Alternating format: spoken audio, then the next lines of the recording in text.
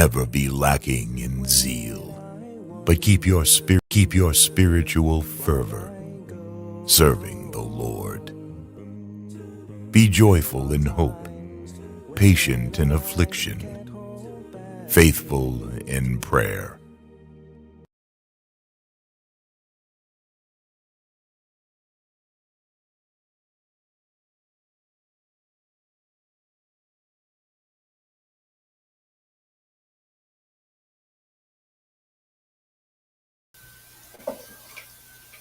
Shalom, shalom. Greetings, greetings to each and every one of you in the wonderful and mighty name of our Lord and Savior Jesus the Christ. It is indeed a pleasure being with you here today, and I give all the thanks, I give all the glory to God, because had it not been for Him, this day would not be possible. I trust that you had a wonderful evening and that you'll have a wonderful day. And again, welcome to Inspirational Thoughts. Today is Thursday, and we are almost at the end of the working week. And we ought to give thanks. We ought to give praise. We ought to, you know, bow our heads and just thank the Lord for this opportunity. Remember, Inspirational Thoughts, it is a program that is designed to convert thoughts into words with the intent to motivate and to inspire each and every one of us to do better and to be better. And there are three things that we ought to take into consideration. And I would like to remind you of that every morning. Number one, it requires effort. Number two, it requires association with the right people. Number three, it requires that we feed on the right things.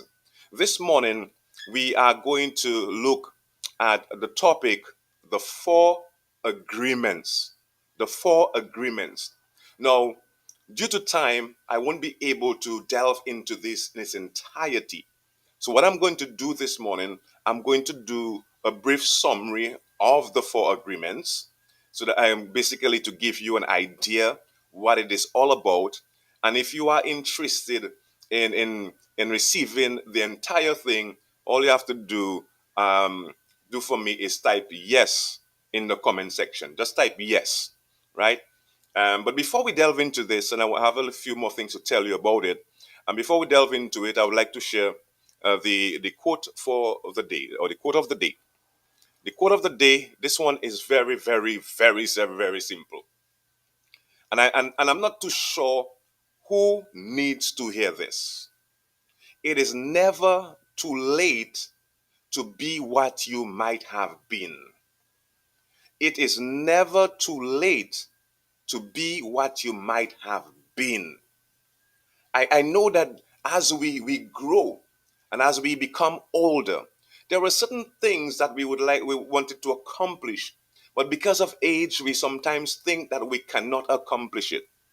But this quotation helps us to understand that it is never too late. And just recently, I believe it was on Tuesday evening, on Breaking Out of Depression, Brother Andy Charles had a guest on. She went back to school at about, I believe it's 54 years old. 54 years old. One might say that is too late. That is the time for her to playing with her grandchildren and relaxing herself. But she took the opportunity to go back to school because there were some goals that she wanted to accomplish. She went back to school and she was able to accomplish that in her 50s. So it is never too late to be what you might have been. In other words, I want to say to us, don't give up on your goals. Don't give up on your dreams. And it is important that we understand this. Let me pose a quick question to you this morning. Where is the most wealthiest place on earth? Where is the most wealthiest place on earth? Think about this for a moment. If you have an idea, place that in the comment section, and we will address it. But here's my understanding. Here's what I believe. The wealthiest place on earth is not Dubai. It's not America, but it is the cemetery. The cemetery is the most wealthiest place on earth. One might say, why? Why are you saying this? Because the cemetery is filled with dead men's bones. But pause there for a while. There is more buried in the grave, in the cemetery. The cemetery is filled with ideas, inventions that never came into reality. Inventions that will probably bring about immense change in our society. And a lot of people died with their ideas, they died with their goals, and as a result, we weren't able to witness and see these things come into reality. So it is never too late. Don't give up on your dreams. Keep pressing on. Keep pressing on. However, this morning we are going to talk about the four agreements. This is a book that I spent some time reading recently in recent times, and I'm going to take a little time again and read it because it is important. This book has transformed my way of thinking.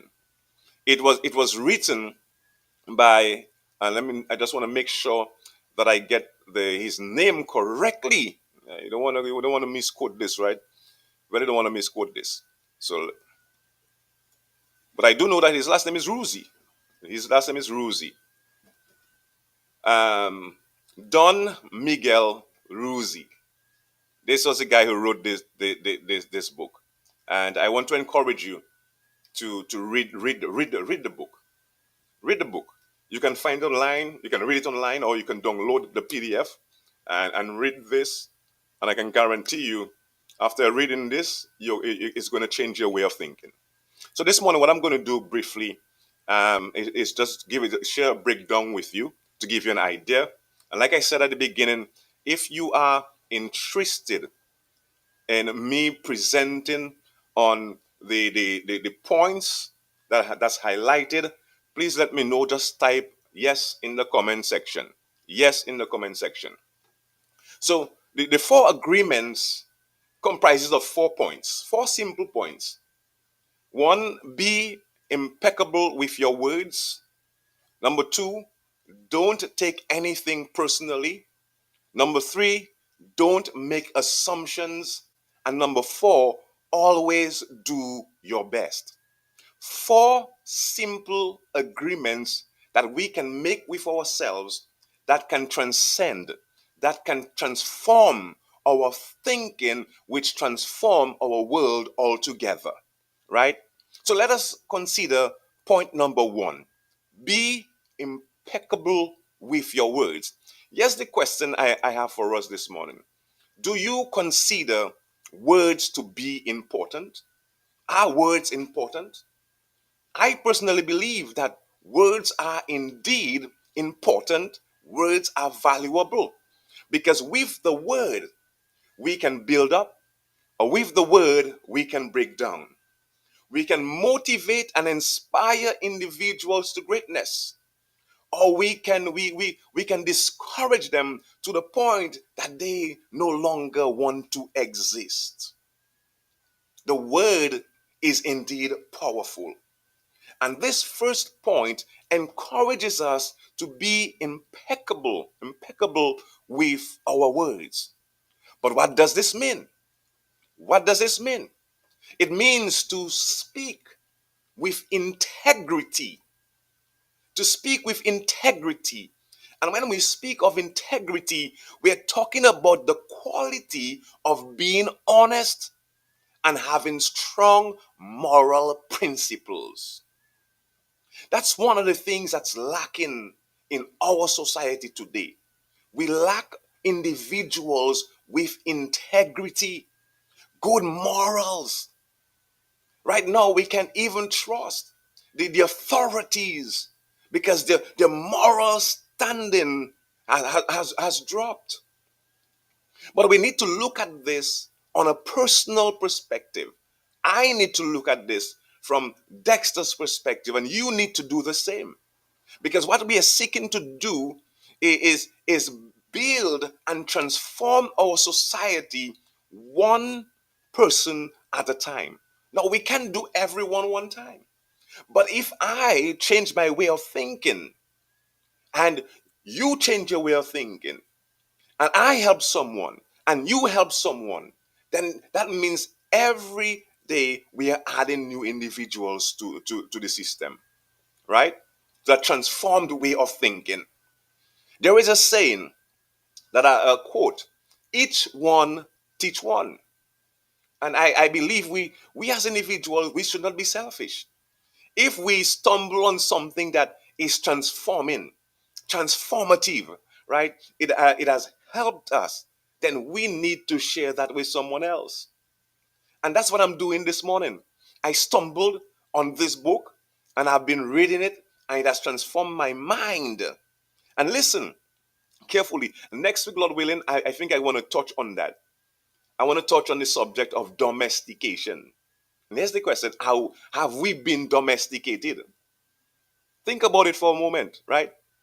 And it is interesting to see and to realize that the society that we are living in, we all have been domesticated in some way, some form or fashion. And that is why there can't be liberty. That is why we can't be free, because the system that we're living in has contributed, has designed the way that we think, the way that we behave, etc. Right? So hopefully next week we can address that. When we're talking about being impeccable with your words, and when we speak of impeccability, we are talking about speaking with integrity. In other words, say only what you mean, right? Say only what you mean. And if we are to align this with the Bible, we'll realize that these points, though they may be simple, but they're also tethered to the Word of God. And speaking with integrity, say only what you mean. Avoid using the word to speak against yourself or to gossip about others. Now, it is important that we understand this, that it is so important, rather, it is so important to speak with integrity and to say what you mean, right? That is important. It is important. Why? Because we can use our word to build up, to break down, but it is also possible to use our words against ourselves. Now, you may wonder, what am I talking about? We can use our words against ourselves. Now, watch this. If if I gossip on you and I start carrying rumors about you, I am using my words to belittle you, to bring you down, right? And because of the words that I use, that puts you in a position where you dislike me. That put me in a position where you hate me. For example, you may be the one who have been helping me over the years, and because of my inability to control my words and be mindful of what I say, I go and I gossip against you. That changes your perspective of me, and as a result, the help that you have been providing to me, I will no longer receive it. That in that way, I am using my words against myself. And if we are impeccable with our words, then we will never use our words against ourselves. We will say what we mean, and we will mean what we say. We will speak with integrity. Now, you may have spoken words that hurt someone else. They come around, they take a gun, knife, and they wound you, or they shoot you. You're dead. Your words cause that effect. So it is possible for us to use our words against ourselves. And when we speak in an impeccable way, we are always considering, we are watching what we say, because we understand that the words that comes from our mouth, they can affect the person that we are communicating it to. They could affect someone else that probably we are speaking about, and it could also affect us. So, in this first point, be impeccable with your words. It simply suggests that we need to speak with integrity, say what we mean, avoid using words to speak against ourselves, um, or to gossip about others. Use power, use the power of word in the direction of truth and love. Listen to what Jeremiah had to say. In Jeremiah chapter 9 and verse number 5, and verse number 5, and that is the verse I want, yes. It says, everyone deceives his neighbor and does not speak the truth. They have taught their tongue to speak lies. They weary themselves committing iniquity. Now that verse is important because what it says, it talks about deceit. Everyone deceives his neighbor and does not speak the truth. Now, what we see in our society is nothing new, Is nothing new. The Bible tells us there's nothing new under the sun. This is not new. And people have the tendency to speak lies, to speak untruth. They have taught their tongue. And listen carefully now. If you're able to get the text, Jeremiah chapter 9 and verse number 5. They have taught their tongue to speak lies. They have taught their tongue to speak lies. We can teach ourselves to speak untruth. And if we can teach ourselves to speak untruth, then that means we can teach ourselves to speak truth. We can teach ourselves to be impeccable with our words. You see, the power is in our hands. We determine this. So one don't lie just by accident. It has to be a conscious decision. It is said you ought to think before you speak. And this is so true. It's just like the other day, one of the points that I made when it comes to, are there times we should keep quiet? And one of the times we should keep quiet is when we have the desire to tell a lie. To tell a lie. But the Bible tells us in Zechariah chapter 8 and verse number 16, it says, these are the things which you should do.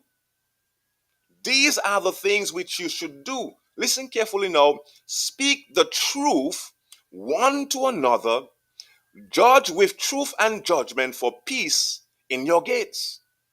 So the instruction that we receive in this verse is to do what? Speak truth. Speak truth with one another. Folks, let us take a moment and just imagine what our community would be like if everyone spoke truth to his neighbor. Everyone was honest. Everyone was impeccable with their words. I believe our society would be much better. It would be much better. So the first point is to be impeccable with your words. And Ruzi encourages us to use the power of our words in the direction of truth and love. Number two, and this one, it is very, very important. It is very important. Don't take anything personally. Don't take anything personally. Now, after I read this book, right, and I started, seeking to apply these points in my day-to-day life, I realized that it is very difficult. It is very, very difficult, and this is something that I had to work on, and I'm still working on it, and that is, don't take things personally. And one of the points Ruzi made is that he says, nothing others do is because of you. Nothing others do is because of you. And I had to process this in my mind over and over again. because I have encountered situations where, I take things personally, and I feel like, hey, you're trying to attack me, and then when I read this, I come to understand that there are sometimes people who go through stuff, and you don't know what they're going through, and you come across them, and they say things that may be hurtful, things that may be impactful, and you take that personally. And in essence, it has nothing to do about you. The husband or the spouse that is having difficulty in the home may go to work and explode on the individuals that he or she gets in contact with. And now that individual looking at this and wondering, what have I done? What did I do to deserve this? And they take it personally. And when you take things personally, guess what it does? It affects your emotions. It affects you in a negative way. You start to worry. You start to think about why is this happening? Why isn't it happening? And then you think about it so much that it's affecting you mentally. And when it affects you mentally, eventually it's going to affect you where your health is concerned. So one of the things that we need to understand is that we should not take things personally. And just recently, I was having a dialogue with a very good friend and sister, and we were talking about various hurtful things that were said to her, and this altered her behavior, and she started to doubt herself, you know and that's all because the words that were spoken to her, and whoever spoke it was not impeccable with the words. So the words spoken, she took it personally, and it started affecting her. So folks, if we are seeking true liberty, true freedom, then it is important, it is imperative that we don't take things personally. And I had to speak, and I had to tell her straight off, sis, don't take this personally. Don't take it personally. And she realized that even before I told her that, and she started making adjustments. So nothing others do is because of you. What others say and do is a projection of their own reality, their own dream. When you are immune to others' opinions and actions of others, you won't be the victim of needless suffering. You won't be. You won't be the victim. Folks, think about it for a moment. And I know that you're thinking about it, right? And I know that I'm speaking to someone who have probably experienced this, where you take things personally, and the effect it has on you is not positive, rather it is negative. It is negative. So one of the things to remember is that what others say and do is a projection of their own reality, their own dream, and it's not because of you. So when you become immune to other people's opinions, and let me tell you, speaking about that, I I am. This is something that I really want to teach my children. I want to teach my children this, especially my eldest daughter. She's very much concerned about what others think of her. She's concerned, and I have to tell her over and over again, other people's opinion of you does not define you. And don't allow other people's opinion of you to define who you are and who you become. The power is in your hands. You decide. You define your life. You have to make that choice. And this is something that I have to drill in her over and over and over again. I'm hoping, I'm praying that it will get out of her altogether. And I know that there are many people who are struggling with this as well. They're concerned about how others think of them. There are some people, they dress a particular way because they want others to see them. They want others to compliment them. And really and truly, they're not dressing in a particular way because they want to dress that way. They're dressing that way for attention. For attention. Listen to the third agreement. And this one is also important. Don't make assumptions. Don't make assumptions. I have fallen prey to this on many occasions. You see something and you conclude that the something you see, that is it. That is it. Whenever I think about this, I remember an illustration that was presented to me many years ago. A teacher placed a box in the front of the classroom and called two students, one to stand on the right, the other on the left. And she asked the two students before the class, what is the color of the inside of the box? One said black, one said white, and they argued, and they were so certain that what they're seeing, that is it.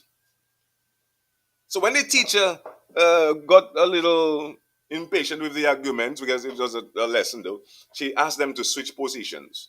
When they switched positions, she asked them, what is the color of the inside of the box? And then they realized that they only saw one part of the box. We all have made these mistakes before, where we simply make assumptions. We come to conclusions with very little information. And we are convinced that the conclusion that we arrived at is indeed the truth and is factual, and often it is not. Have you ever been in such a situation? Have you ever been in such a situation?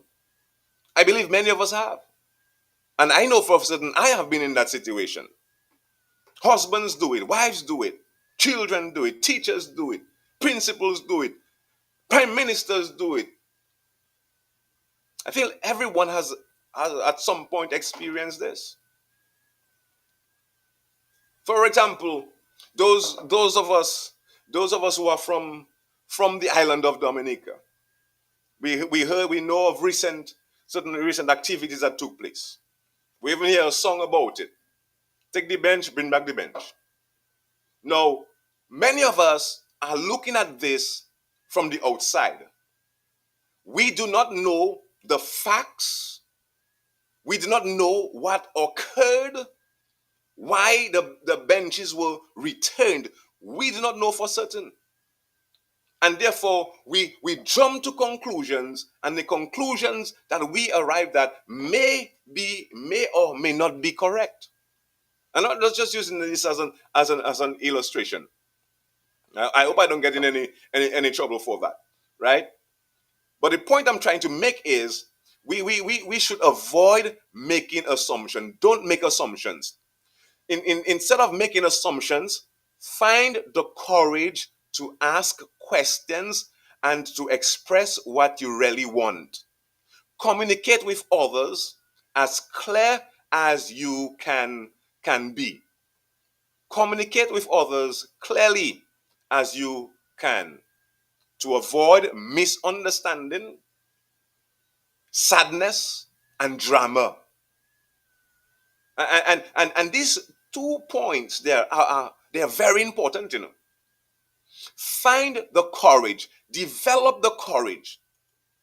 And that's one of the ways we're going to avoid assumptions, Something happened, you're not certain.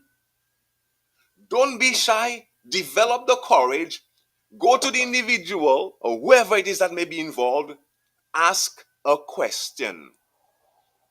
That can, if you apply that in your marriage, it can help you, If you apply that in your relationships, it will help you. If you apply that in your life on a regular basis, it is definitely going to help you. Someone might find that you are bold, but you are protecting yourself by developing that courage to ask the hard questions. Don't be afraid. Find out for yourself. Ask questions as opposed to jump into a conclusion. And and number two, communicate with others as clearly as you can to avoid misunderstanding, sadness, and drama. With just this one agreement, you can completely transcend your life. And that is true. That is true. You can transcend your life. You can change your life. Because now your way of thinking is different. And when you think differently, remember, our actions, they first start up there. So if we can change the way we think, then we can change our actions. So just imagine if we live in a society where people were bold enough not to come to conclusion. And let me tell you this, families have fallen apart because of assumptions, because of assumptions. Relationships have been severed because of assumption. People assume certain things and just come to a conclusion, and the conclusion that they arrive at is not correct. So ask questions. Someone comes and tells you something about your spouse, tell you something about your friend, tell you something about whoever it is, and they paint a certain picture for you, and you use that picture and you simply come to a conclusion. You assume that whatever the person is saying is true, and you don't take the opportunity to face the other person or to ask some hard questions to know for yourself. And as a result, now, based on what you have heard and what you have, the limited knowledge you have, you come to a conclusion and it forces you now to hate somebody else. Folks, you have to be real, We have to be real. That's the society we're living in. And we can transform our society by simply changing, starting with ourselves. Starting with ourselves. And the third agreement is don't take anything personally. Sorry, don't make assumptions. And number four, it's already 10:02. I didn't realize the time is it is so late. 8 8:49. But number four, always do your best. Always put your best foot forward. Your best is going to change from moment to moment. It will be different when you are healthy as opposed to when you are sick. Our best is not always the same. But the point is, we have to do our best every time. Under any circumstances, simply do your best and you will avoid self-judgment, self-abuse, and regret. Always do your best. Now, I have to go this morning.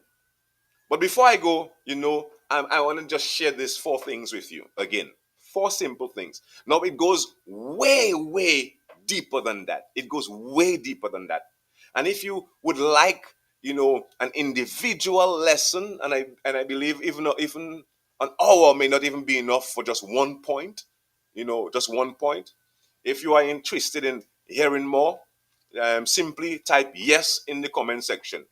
Whatever platform you're on, you're viewing right now, just type in yes. And if you're listening on LBW Radio, just send me a message via lbwradio at gmail.com. lbwradio at gmail.com. So this morning we looked at four agreements, just a breakdown. And it's from a book written by Miguel Ruzi, right? And the first point is be impeccable with your words. Number two, don't take anything personally. Number three, don't make assumption. Number four, always do your best. Always do your best under any circumstances. And our best is not always the same.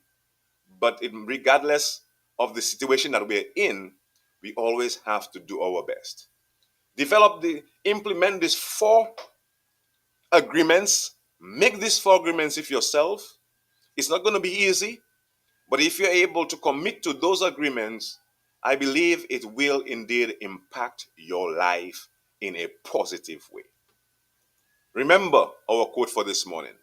It is never too late to be what you might have been. It's never too late. Don't forget, tomorrow morning, we will have Brother Andy Charles from the island of Trinidad with us, and we will be looking at the topic resilience in the face of challenges. Tune in tomorrow morning at 8:15 as we have our special guest on who will address this very pertinent subject. It was a pleasure being with you. Thank you for taking the time out to listen. I do hope and pray that something was said that will inspire you to do better and to be better. And we can do better and we can be better. Until tomorrow morning, I bid you Godspeed, and I pray that the Lord, the good Lord, will bless you today. And whatever obstacles that may be in your way, I pray that He will give you the strength to jump every one. Whatsoever thy hand findeth to do, do it with thy might. For there is no work, nor device, nor knowledge, nor wisdom in the grave